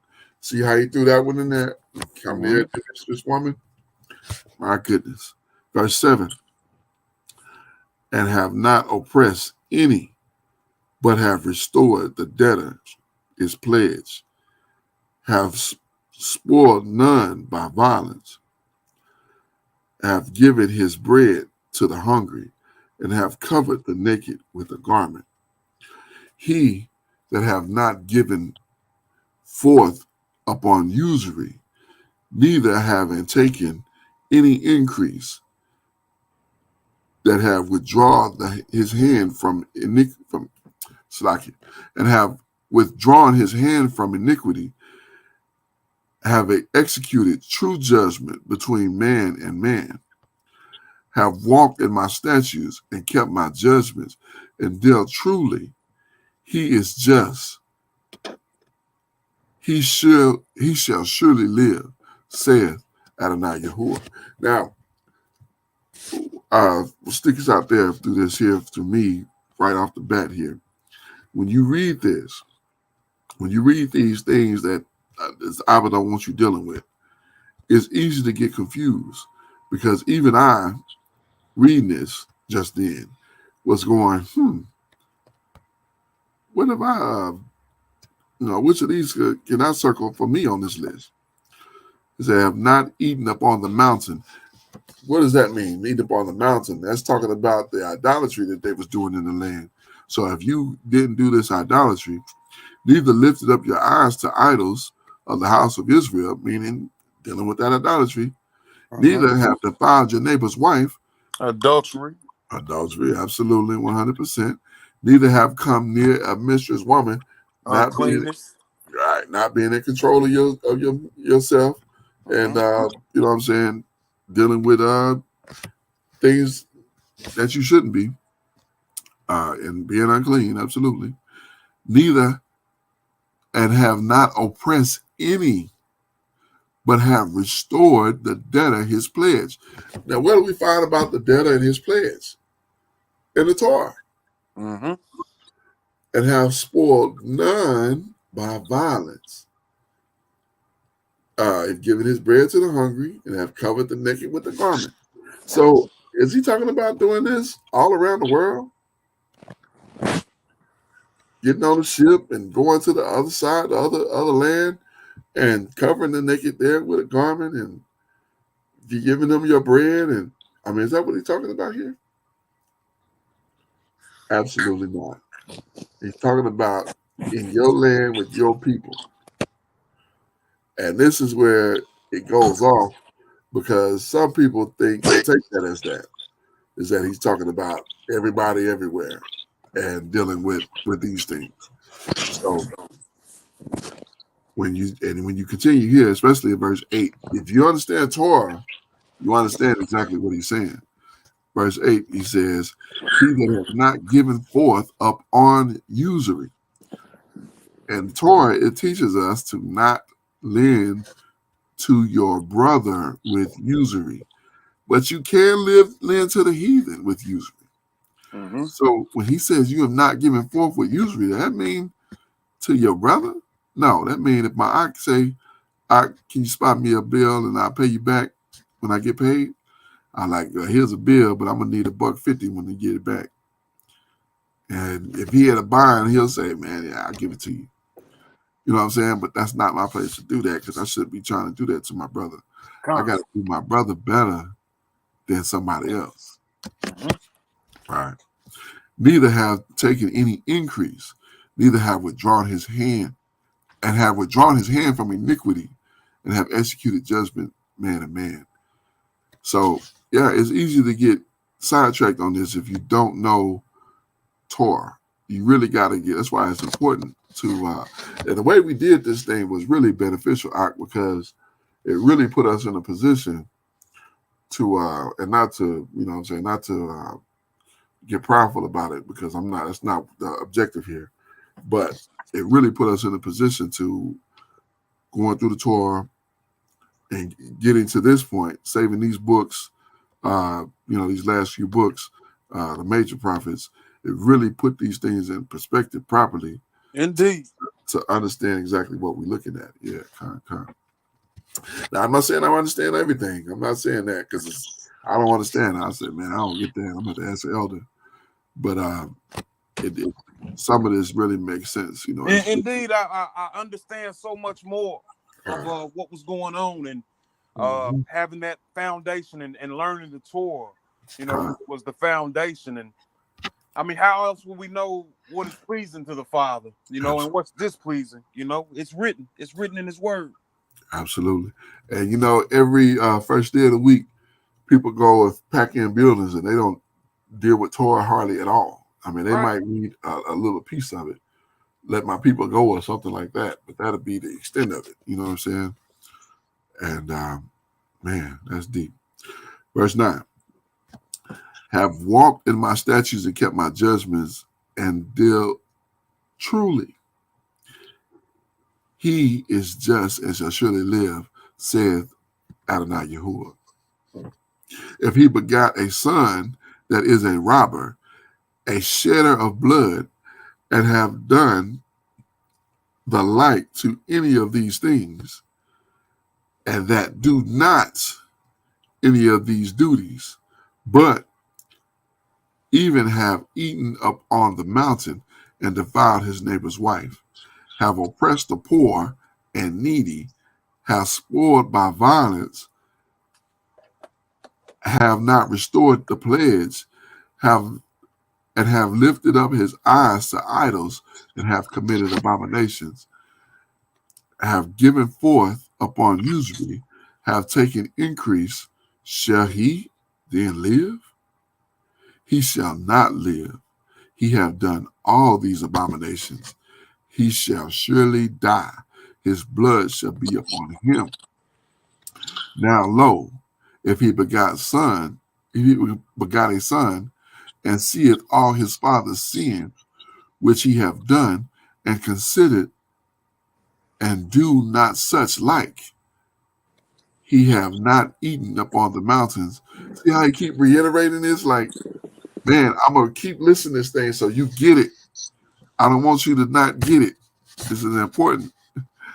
Azakiyahu going to keep reading it. Verse 15. That he have not eaten upon the mountain, neither have he lifted up his eyes to idols of the house of Israel, have not defiled his neighbor's wife. Is that the third time? Or I read it? I read one part twice, so that was on me. I wanted to make that point.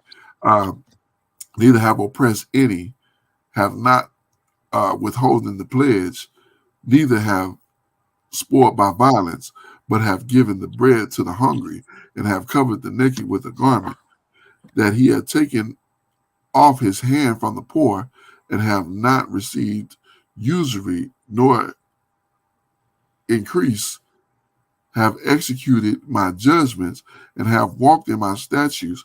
He shall not die for the iniquity of his father. He shall live, surely live. He shall surely live. As for his father, because he cruelly oppressed, spoiled his brother. I love he put that right there. Spoiled his brother by violence, and did that which was not good among his people. Lo, even he shall die for his iniquity. Yet saith you, why? Did not the son bear the iniquity of the father? When the son have done that which is lawful and right, and have kept my statutes, and have done them, he shall surely live. The soul of the sinner, it shall die. The son shall not bear the iniquity of the father, neither shall the father bear the iniquity of the son. And the righteousness of the righteous shall be upon him, and the wickedness of the wicked shall be upon him. Man, I need to tweet that thing. That is let me share that. I gotta share that. Double sharing. I'm sharing it live on here and I'm sharing it again. Double email. Okay, continue. All right. Verse 21. But if the wicked will turn from all his sins that he hath committed and keep my statutes and do that which is lawful and right, he shall surely live. He shall not die. All the transgressions that he hath committed, they shall not be mentioned unto him. In his righteousness that he have done, he shall live. So when you turn to righteousness, now here's the thing. I'm Akazaki Yahoo gonna put a little penny on this. Not even 2 pennies, just 1 penny. I know it's a lot of stuff that we didn't know before, and getting into this text, we understand these things before now. But as what I also understand in this thing is that even though you turn and do righteousness, there's still a penalty for that evil. You don't get away scot-free, like, oh, I didn't know it's okay. No, it's not okay.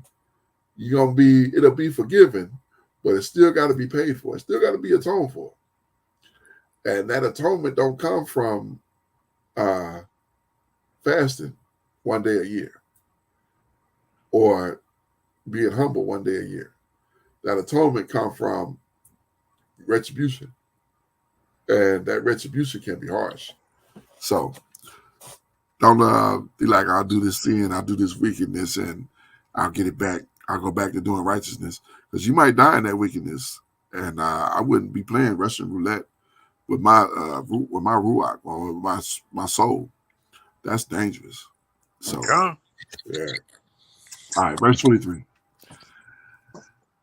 Have I any pleasure in all that the wicked shall die, saith Adonai Yahuwah, and not that he shall turn from his ways and live? Like, that's his pleasure, that you turn from your wicked ways. His greater pleasure is that we do that what is right, so that we don't have the wickedness to turn from.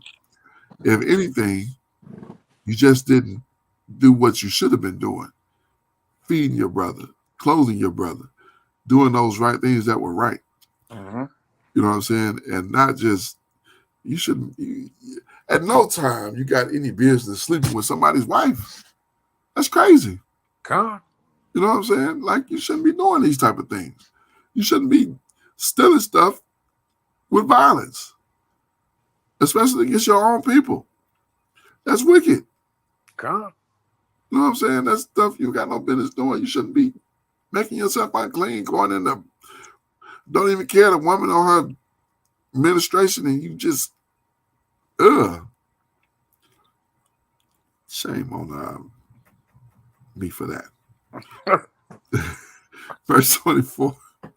I didn't know any better. Verse 24. Shame on me. I won't do it now. I won't do it ever again. Let me say that. I won't do it ever again. I was young and dumb. I didn't know any better. Verse 24. But when the righteous turn from his way, from his righteousness, and commit iniquity, and do according to the abomination of the wicked man, that the wicked man do, shall he live? All his righteousness that he hath done shall not be mentioned, and his trespass that he hath trespassed, and his sin that he hath sinned, in them shall he die? He shall die. Or shall he die? Yeah, if you get to going off, you're gonna die. You're gonna get put to death. Because you know better. You know better. You do right, and then you go off, you set yourself up. Continue with verse 25. Yet saith you, or yet you say, the way of Yahuwah is not equal, or the way of the master is not equal. Hear now, O house of Israel, is not my way equal? Are not your ways unequal? Right. When the righteous man turn away from his righteousness and committed iniquity and die in them, for his iniquity that he have done, shall he die? Again, the wicked man that turned from his wickedness and committed and do that which is lawful and right, he shall save his soul alive, because he considered and turned away from all his transgression that he have committed, and he shall surely live, and he shall not die. So he's driving this thing home. So it's what you, what is the term? What was that song that Janet Jackson had years ago? What have you done for me lately? Here comes. What you been doing? You've been doing, because what you've last been doing, that's what you're going to be dealt with. So it's imperative that we do what's right, because you never know what your last day will be. You never know when your last is coming. So keeping that in mind. Verse 29. Yet said the house of Israel, that way. Oh, I just read that. Slacking. Verse 30. Therefore, I will judge you, O house of Israel, every one according to his way, said the Master Yahuwah. Repent and turn yourselves from all your transgressions, so iniquity shall not be your ruin. Man, I need to tweet that. Verse 31. Cast away from all your transgressions, whereby you have transgressed, and make a new heart and a new spirit that will, for why will you die, O house of Israel? For I have no pleasure in the death of him that died, saith the Master Yahuwah. Wherefore, turn yourselves and live, you. God. Live, you. Turn yourself and live, you. Mm-hmm. And this It's powerful. Art. yeah, this is some beautiful writing, and man, it's right. It's deep too. It's deep. You want to pick up 19? Indeed, Art. Till I reply. All right, this is the book of Yehezqėl, chapter 19. Lament for the princes of Yasharal, verse 1. Moreover, take you up a lamentation for the princes of Yasharal, and say, what is thy mother? A lioness? She lay down among lions. She nourished her whelps among young lions, and she brought up one of her whelps. It became a young lion, and it learned to catch the prey. It devoured men. The nations also heard of him. He was taken in their pit, and they brought him with chains unto the land of Mizraim. Now, when she saw that she had waited, and her hope was lost, then she took another of her whelps, and made him a young lion. And he went up and down among the lions. He became a young lion, and learned to catch the prey, and devoured men.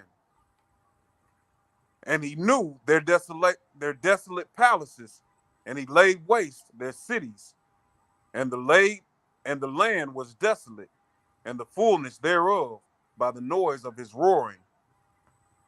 Then the nations set against him on every side from the provinces, and spread their net over him. He was taken in their pit, and they put him in ward in chains, and brought him to the king of Babylon.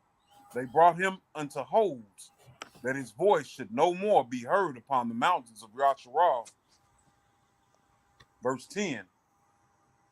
Thy mother is like a vine in thy blood, planted by the waters. She is fruitful and full of branches by reason of many waters. And she had strong rods for the scepters of them that bear rule. And her statue was exalted among the thick branches. And she appeared in her height with the multitude of her branches. But she was plucked up in fury.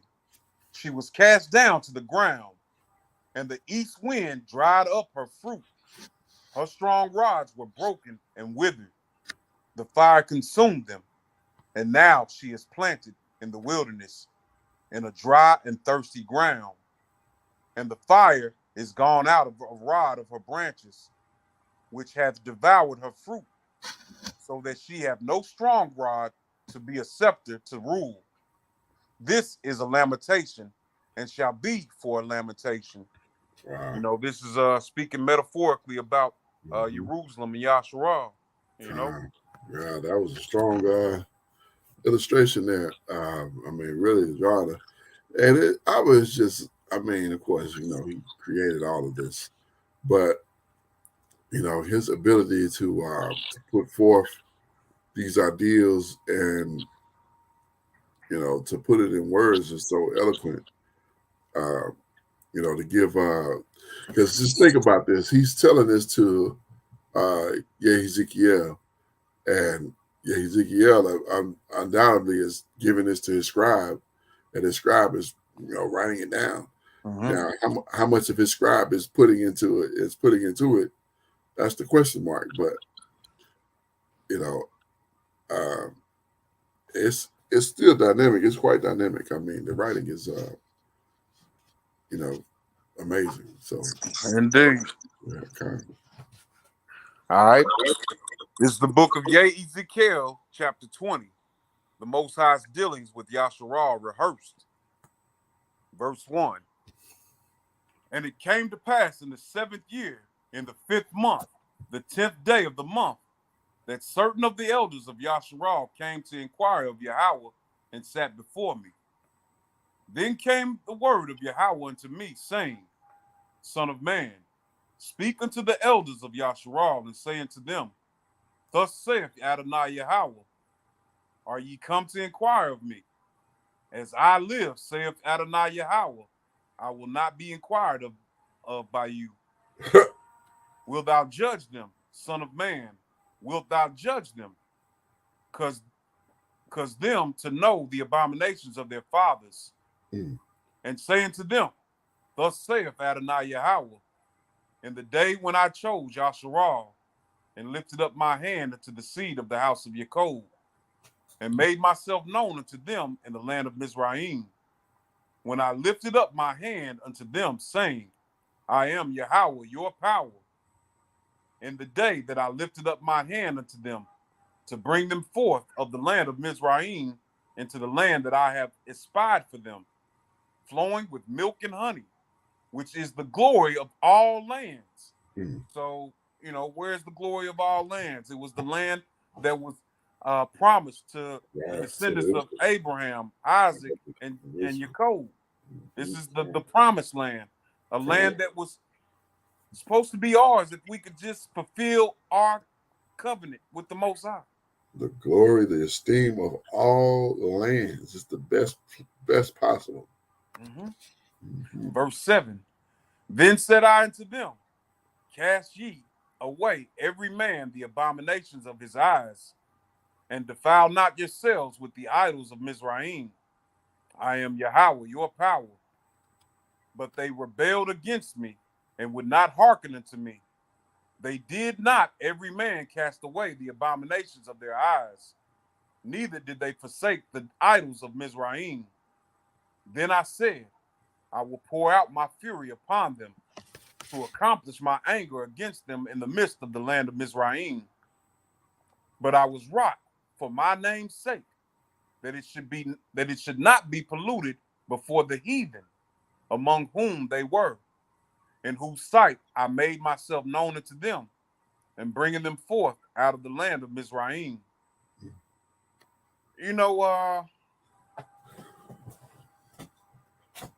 That's something right there. Right.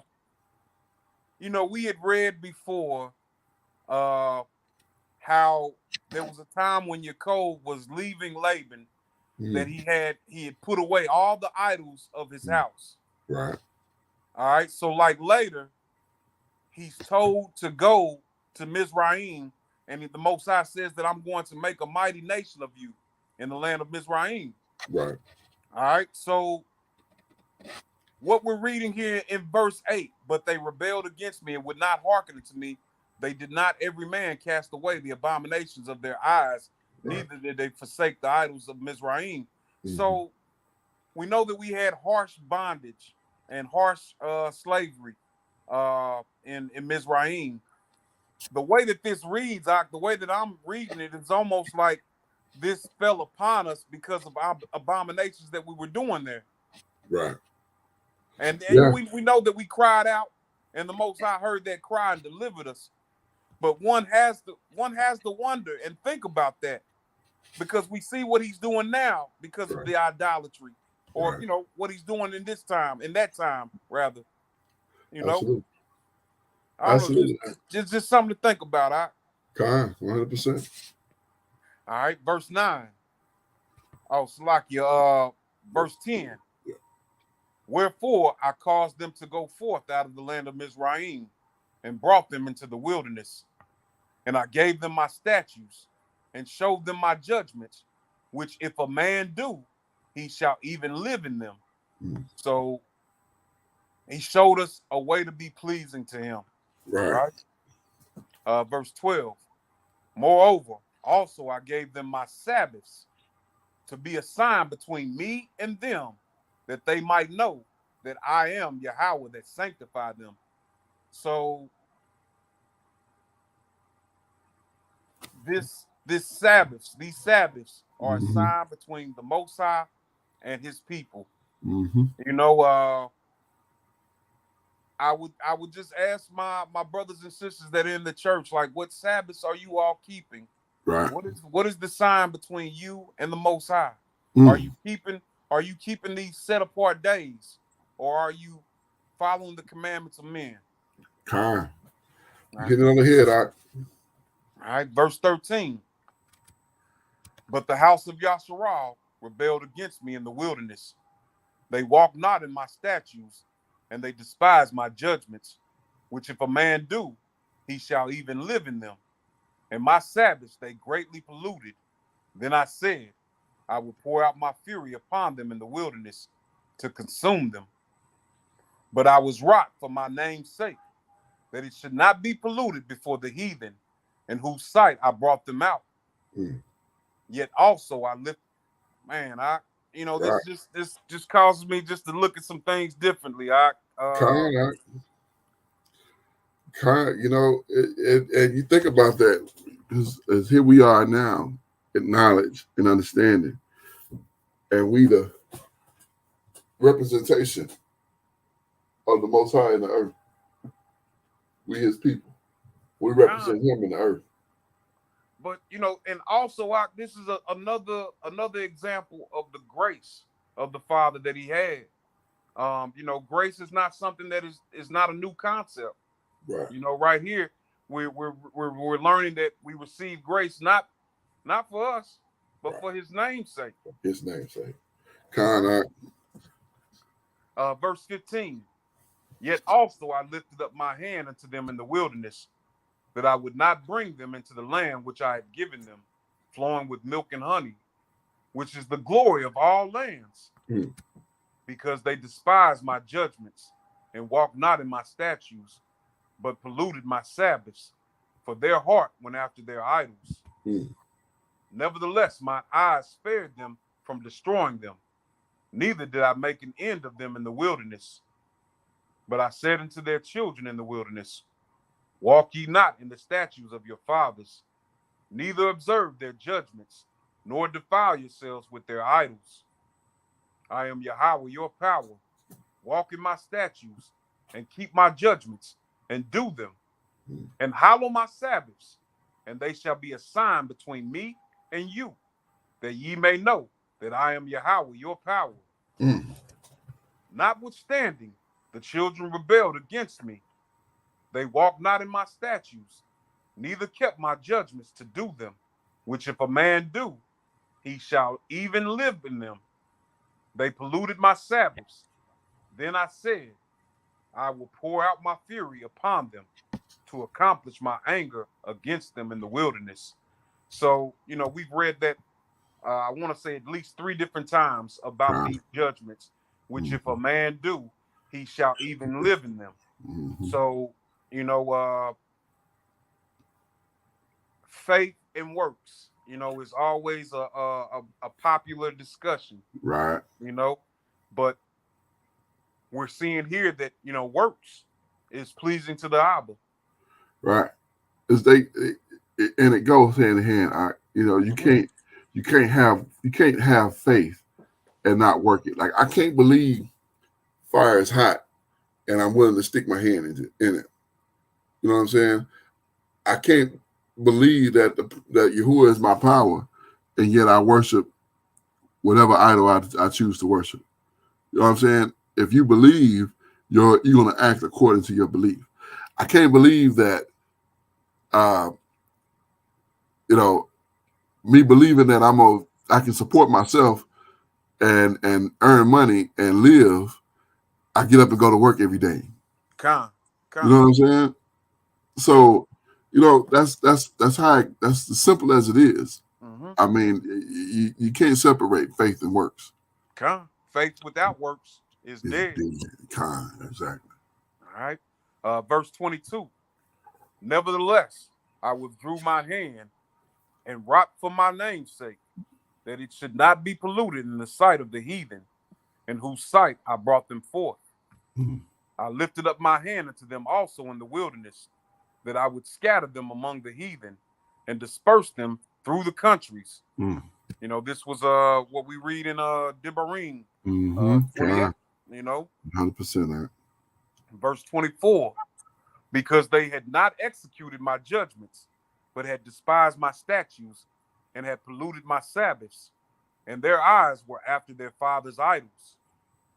Wherefore I gave them also statutes that were not good, and judgments whereby they should not live. I think that's a question. It's not a question mark there, but let me read it as a question just to see. Okay. Wherefore I gave them also statutes that were not good, and judgments whereby they should not live. And I polluted. And I polluted them in their own gifts, in that they caused to pass through the fire all that opened the womb, that I might make them desolate, to the end that they might know that I am Yahweh. Mm. Therefore, Son of Man, speak unto the house of Yasharal, and say unto them, Thus saith Adonai Yahweh, yet in this your fathers have blasphemed me, and that they have committed a trespass against me. Salakia. Yeah, when you read that, they went with the semicolon there, as opposed to that punctuation, which would seem like there would have been a question mark indeed. And I was thinking that them using the semicolon there, that would have taken that made this into a question, verse 26 into a question as well. Mm-hmm. But I think he kind of switched it from that question to, so that really, instead of that semicolon, that really should have been a question mark. That's what I was thinking, Mark. Yeah, I'm thinking that too. Matter of fact, let's look at 20 here and see if it's 25.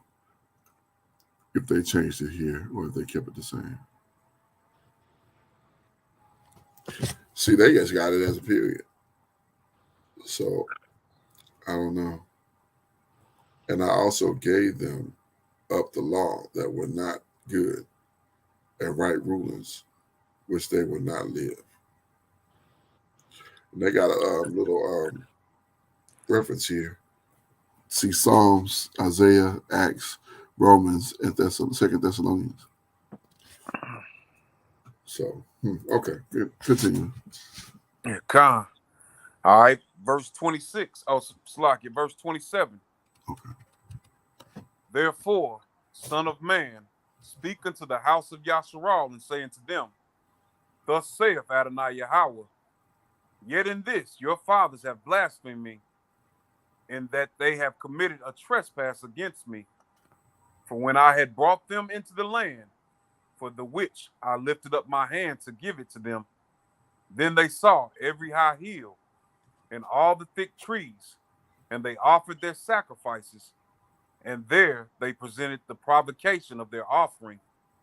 There also they made their sweet savor, and poured out their drink offerings.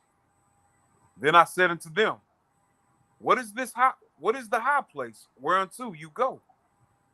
And the name thereof is called Even. unto this day. What is that? Let's take a look at that one. Yeah. I wouldn't even attempt that one. Yeah, come. High place. Okay. A place in Palestine, a place of idolatrous worship. Hmm. Okay. Verse 30. Wherefore, say unto the house of Yasharal, thus saith Adonai Yahweh, are ye polluted after the manner of your fathers, and commit ye whoredom after their abominations? For when ye offer your gifts, when ye make your sons to pass through the fire, ye pollute yourselves with all your idols, even unto this day. And shall I be inquired of by you, O house of Yasharal? As I live, saith Adonai Yahweh, I will not be inquired of by you. Mm. You know, it's almost similar to depart from me. You know, right. Go sit down and shut up. Don't ask me nothing. come. Wow.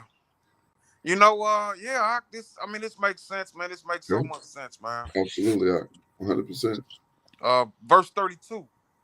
And that the which cometh into your mind shall not be at all, that ye say, we will be as the heathen, as the families of the countries, to serve wood and stone. Mm. Mm. The Most High will restore Yasharal in her land. Hallelujah. You know, it's amazing how he just basically, beat the skin off your back, and then he gonna tell you how I'm gonna fix it. Come. And I'm not saying that like it's wrong. I'm saying that because that's literally what we read here. Like he'll go over all the evil that you done, and then the punishment for it. And now I'm gonna just tell you how I'm gonna put you back. Come. So that you don't feel like it's all hopeless, it's all lost, everything's gone. Right. All right, verse 33. As I live, saith Adonai Yahweh, surely with a mighty hand, and with a stretched out arm, and with fury poured out, will I rule over you. And I will bring you out from the people, and I will gather you out of the countries wherein ye are scattered, with a mighty hand, and with a stretched out arm, and with fury poured out. And I will bring you into the wilderness of the people, and there will I plead with you face to face, like as I pleaded with your fathers in the wilderness of the land of Mizraim, so will I plead with you, saith Adonai Yahweh. And I will cause you to pass under the rod, and I will bring you into the bond of the covenant. So later in this same book, we read about, him dealing with us in the wilderness. Well, dealing with the rebels. Actually, the very next verse 38. Mm-hmm. And I will pour out from among you the rebels and them that transgress against me. I will bring them forth out of the country where they sojourn, and they shall not enter into the land of Yasharal, and ye shall know that I am Yahweh. Wow. So just like he dealt with our forefathers in the wilderness, this is future prophecy. Yes, indeed. I've heard different brothers say that, these captivities that we're in are the wilderness, but we're saying that he's saying before that he's saying that he's going to bring us out of these scattered places where we were scattered. So I would say that kind of argues against that. Right. Yes, right? indeed. Verse 39. As for you, O house of Yasharal, thus saith Adonai Yahweh, go ye, serve ye every one his idols, and hereafter also, if ye will not hearken unto me, but pollute ye my set apart name no more with your gifts and with your idols. For in my set apart mountain, in the mountain of the height of Yasharal, saith Adonai Yahweh, there shall all the house of Yasharal, all of them in the land, serve me. There will I accept them, and there will I require your offerings and the first fruits of your oblations with all your set apart things. I will accept you with your sweet savor when I bring you out from the people and gather you out of the countries wherein ye have been scattered. And I will be sanctified in you before the heathen. And ye shall know that I am Yahweh when I shall bring you into the land of Yasharal, into the country for the which I lifted up my hand to give it to your fathers. And there shall ye remember your ways and all your doings, wherein ye have been defiled. And ye shall loathe yourselves in your own sight for all your evils that ye have committed. And ye shall know that I am Yahweh when I have wrought with you for my name's sake, not according to your wicked ways, nor according to your corrupt doings. O ye house of Yasharal, saith Adonai Yahweh. Mm. Moreover, the word of Yahweh came unto me, saying, Son of man, set your face toward the south, and drop your word toward the south, and prophesy against the forest of the south field, and say to the forest of the south, Hear the word of Yahweh. Thus saith Adonai Yahweh, Behold, I will kindle a fire in you, and it shall devour every green tree in you, and every dry tree, and the flaming flame shall not be quenched, and all the faces from the south to the north shall be burned therein. And all flesh shall see that I, Yahweh, have kindled it. It shall not be quenched. Mm. Then said I, Adonai Yahweh, they say of me, do he not speak parables? Will he not speak parables? Right. So, this is what their retort is. He's speaking in parables. This is not what he really means, but this is exactly what he means. Exactly. Like, he's speaking parables? Like, no. Right. Nope. All right, we're going to close it out here with chapter 21, and we'll pick up tomorrow afternoon with more of this magnificent writing in this magnificent book, Yehezqėl, Yehezqeel. All praise to the Father. So go ahead. Hallelujah. Hallelujah. All right. This is the book of Yehezqeel, chapter 21, parable of the sword of Yahweh. And the word of Yahweh came unto me, saying, Son of man, set thy face toward Jerusalem, and drop thy word toward the set apart places, and prophesy against the land of Yasharal. And say to the land of Yasharal, Thus saith Yahweh, Behold, I am against you, and will draw forth my sword out of his sheath, and will cut off from you the righteous and the wicked.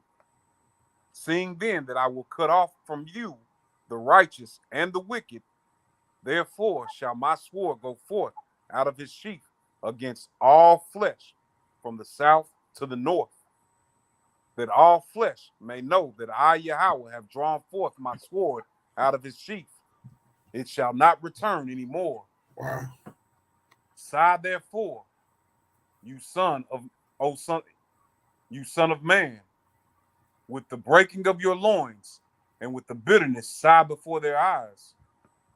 And it shall be, when they shall say unto you, Wherefore sighest you, that you shall answer for the tidings, because it cometh, and every heart shall melt, and all hands shall be feeble, and every spirit shall faint, and all knees shall be weak as water. Behold, it cometh, and shall be brought to pass, saith Adonai Yahweh. Likewise, we know that the son of the Most High is soon to return, and the slain of the Most High will be many. Shall be many indeed. All right, verse 8. Again, the word of Yahweh came unto me, saying, Son of man, prophesy and say, Thus saith Yahweh, say, a sword is sharpened, and also furbished. It is sharpened to make a sore slaughter. It is furbished that it may glitter. Should we then make mirth? It contamineth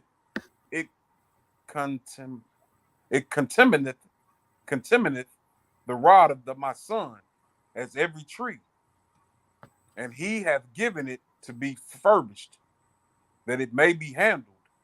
This sword is sharpened, and is furbished, and it is furbished, to give it into the hand of the slayer. Cry and howl, son of man, for it shall be upon my people. It shall be upon all the princes of Yasharal.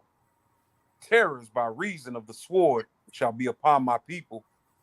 Smite therefore upon thy thigh, because it is a trial. And what if the sword contemn even the rod? It shall be no more, saith Adonai Yahweh. Therefore, Slakia, you therefore, son of man, prophesy, and smite thine hands together, and let the sword be doubled the third time, the sword of the slain. It is the sword of the great men that are slain, which entereth into their private chambers. I have set the point of their sword against all their gates, that their heart may faint. All their ruins be multiplied, Slakia, and their ruins be multiplied. Ah, it is made bright. It is wrapped up for the slaughter. Mm. Go you one way or other, either on the right hand or on the left, whithersoever your face is set. I will also smite my hands together, and I will cause my fury to rest. I, Yahweh, have said it. Mm. You know, if he said it, it's gonna come to pass. When they say smite his hands together, I'm thinking clapping like. Yeah, God. That's what I was thinking too. Like, you know how sometimes people get to talking and Right. fury. Like, hey, man. Yeah. Man, I told you not to do that. You know right. what I mean? God. Exactly. All right. Yes, indeed. All right. This is the book of Yehezqėl, chapter 21. The instrument of the Most High's judgment, verse 18. The word of Yahweh came unto me again, saying, also, you son of man, appoint thee 2 ways, that the sword of the king of Babylon may come. Both twain shall come forth out of one land, and choose you a place. Choose it at the head of the way of the city. Appoint a way, that the sword may come to Rabbah of the Ammonites, and to Yehuda and Jerusalem the defenced. For the king of Babylon stood at the parting of the way, at the head of the 2 ways. To use divination, he made his arrows bright. He consulted with images. He looked in the liver. At his right hand was the divination for Jerusalem, to appoint captains, to appoint the mouth in the slaughter, to lift up the voice with shouting, to appoint battering rams against the gates, to cast them out, and to build a fort. And it shall be unto them as a false divination in their sight, to them that have sworn oaths, but he will call to remembrance the iniquity, that they may be taken. Therefore, thus saith Adonai Yahweh, because ye have made your iniquity to be remembered, and that your transgressions are discovered, so that in all your doings your sins do appear, because I say that ye are come to remembrance, ye shall be taken with the hand. And you, profaned wicked prince of Yasharal, whose day is come, when the iniquity shall have an end. Thus saith Adonai Yahweh, remove thy diadem, and take off the crown. This shall not be the same. Exalt him that is low, and abase him that is high. You know, we hear that time in and time out. Right. You know, verse 27. I will overturn it, and it shall be no more until he come whose right it is, and I will give it him. And you, son of man, prophesy and say, thus saith Adonai Yahweh, concerning the Ammonites, and concerning their reproach. Even say you, the sword is drawn for the slaughter. It is refurbished to consume because of the glittering, whilst they see vanity unto you, whilst they divine a lie unto you, to bring you upon the necks of them that are slain, of the wicked, whose day is come, with their iniquity shall have an end. Shall I cause it to return into his sheath? I will judge you in the place where you were created, in the land of thy nativity. Mm. And I will pour out mine indignation upon you. I will blow against you in the fire of my wrath, and deliver you into the hand of brutish men, Mm. and skillful to destroy. Uh, You shall be for fuel to the fire. Your blood shall be in the midst of the land. You shall be no more remembered. Mm. I, Yahweh, have spoken it. My gracious. Man. My gracious. Too bad we couldn't end on a high note. Yeah, con. All praises. Look, we done went 2:10. Yeah, con. That's my fault. I know I give a lot of commentary. I don't mean to sometimes, but man, sometimes it bears saying. Lot. I've said a lot already, so I'm gonna keep this final thoughts brief here. All right, where to begin? So much good information in these 7 chapters that we've read. I was really touched by the illustration, which I think I brought that out when we were reading it, because it was so profound and it was so immaculate, and all that was stated. The words of the Most High given to the prophet and shared so many generations later with us in this captivity here, reading about a captivity there and this captivity here at the same time. Dynamic.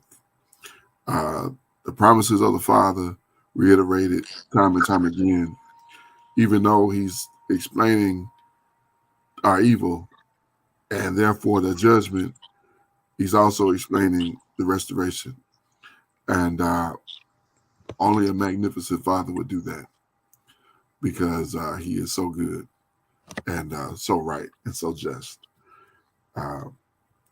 And amazing 7 chapters. Man. Didn't anticipate it going to 12 now, but that's how good it was. You know, I can't remember the last time we did 7 and it went so long. You know, usually it goes 2 hours when we get into something, you know, a little bit, we go a little bit further. But with all that was given today, and all that was given in the chapters that we read, it was definitely warranted to, reiterate and point out a lot of the ideals that the Abba was dealing with and sharing with the prophet. So with that, I yield. Go ahead. Con, laying backing off what you said, another great book, and what I'm thinking of, we like to draw parallels, just connecting the dots. Right. We had mentioned the word, well, not the words of James. These were words that James spoke, but words that were given to him by the Most High. Mm-hmm. But and I say that just thinking about what we read in Ezekiel chapter, or Yehezqėl chapter 18, Mm-hmm. verse 21. Mm-hmm. Verse 21 and 22, actually. And it reads, "But if the wicked will turn from all his sins that he hath committed, and keep all my statutes, and do that which is lawful and right, he shall live, Mm-hmm. he shall not die. All his transgressions that he hath committed, they shall not be mentioned unto him. In his righteousness that he hath done, he shall live. So the just shall live by faith." Mm-hmm. Right? What is faith? Faith is work. We have mentioned that. This is what this is saying. Keeping the statutes and doing that which is lawful. What is law? Torah, right? You Right. shall not die. So that's really like what I'm highlighting. because I want whoever might listen to that to understand that. Right. Yeah, the just live by faith, and faith is it's a work. Mm-hmm. It's a work. So, man, all praises to the Most High for the things that were written aforetime were written for our learning. Mm-hmm. We have different places in the so-called New Testament where we read that the Mashiach was teaching. Right. What was he teaching?